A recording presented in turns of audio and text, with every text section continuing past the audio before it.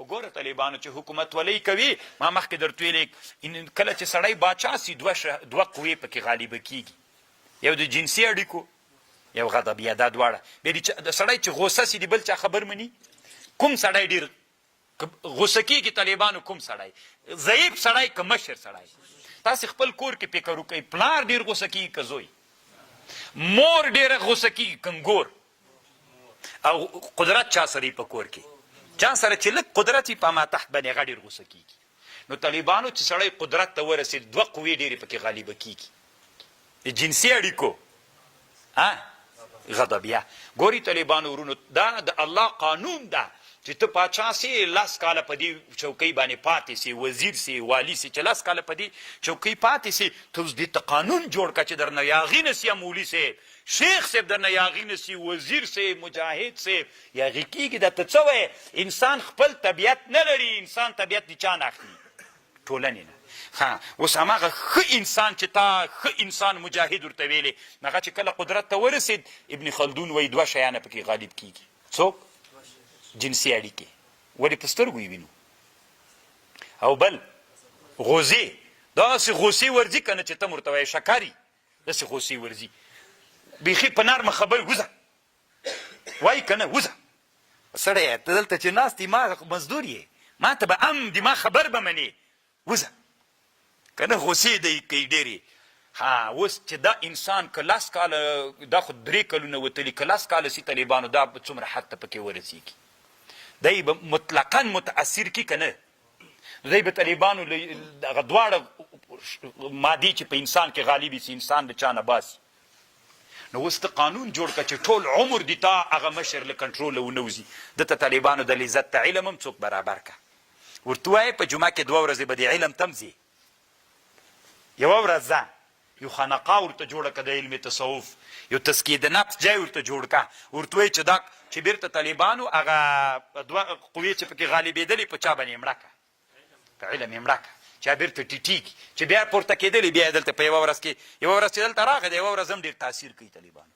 یوه ورځ چې هماغه مشر یو درس ته لاړ شي یو مدرسه کې کتاب درس کړي هلته د ملنګانو سره کیني نو طالبانو دا غضبې مکمل مړې سي چې مړې سولې طالبانو هغه نه پرېښودل کېږي چې له دې سره څوک وکړي مقاومت وکړي چې مقاومت وکړي طالبانو الله عز وجل یې مکمل څوک انسان همداسې دوام و استمرار څنګه کوي انسانیت باندې پاتې کېږي او که هغې کې له انسانیته وځي د خپل نظام ساتل کېږي او که همداسې پرېږدي دا دوه قوې خو همداسې ورځ تر بلې غټېږي له سړیتوبه ووته بیا ولا که تا ته د انسانیت په سترګو وګوري نه ما ته وګوري نه تا ته وګوري بیا بله ورځ ته ګیلې کوي چې دا ولې داسې سو دا خو د الله فطرت و عادت داسې همداسې کېږي إن ربك هو الخلاق العليم ولقد آتيناك 7 من المثاني والقرآن العظيم نصیحت نسی ورته کولی کوی سي نر به دې بلم نصیحت ورته کړي والله چې بندي کوي دی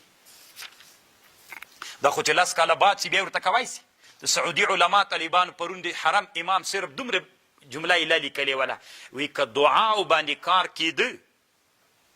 نو نبي علیه السلام به ټول عمر دعاوې کړي بس بیچارګي هم دومره رسېږي هغه به هم زه وایم اوس بندي یا به چېرته پروت نن نو خو دا د دوی طبیعت ته به دوی ته نصیحت نه کوي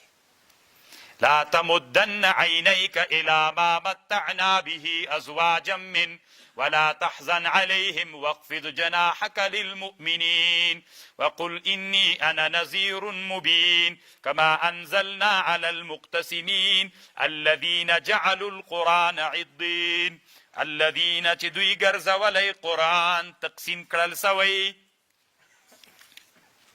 منګ وی بني اسرائیل په دوه قرآن منګ هم قرآن دوه تقسیمه کړی مو د کنم ده کړی په یو ټکي باندې مو دومره ډېر عمل کړی ده او په دا بل او دا سوچ کلک پارز د طالبانو علم مباح ده وهو قرآن باندې معامل وکړو ټول قرآن باندې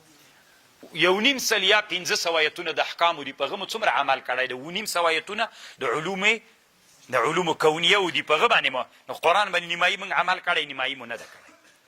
فوربك لنسألنهم أجمعين عما كانوا يعملون فاصدع بما تؤمر ظاهرك جهرك بما پغشي باندې چې تاته امر کیږي یعنی تاته دی الله له طرف نه چې کوم شي امر کیږي هغه خلکو ته وایا واعرض عن المشركين انا کفیناک المستهزئین تا باندې بچی چا ملنډې وهلې دغو کفایتو چاره مو وکړله درته یو څه کسانو طالبانو رسول الله سلام باندې به یې ملنډې وهلې طالبانو یو لغنه د نبی علیه السلام تر ابو لهب په نبی علیه السلام په طالبانو چې دی کله مړ سو داسې مرض باندې الله اخته که د عدسې په نامه یو مرض عدسه نو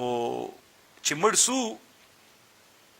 داسې په لرګیو ټیل وهه قبر ته نږدې زمن نه ورتلل انا کفیناک المستهزئین الذين يجعلون مع الله إلها آخر فسوف يعلمون ولقد نعلم إنك يضيق صدرك عما يقولون تنگیگی سندی تعالی غشینه چی دوی وایی فسبح بحمد ربك وكن من الساجدين واعبد ربك حتى يأتيك اليقين چې په تصوف کې بعضې انسانان داسې مرتبې ته رسیږي چې هلته دوی بیا مکلف نه دي ستینه مونځ ته پې باندې چیم نسته له مکلفیت نه وځي واخر ګمراهي عقیده ده ده واخر دعوانا الحمد لله رب العالمین د دې ثواب انبیاو صحابه و تابعینو تبع تابعینو محدثینو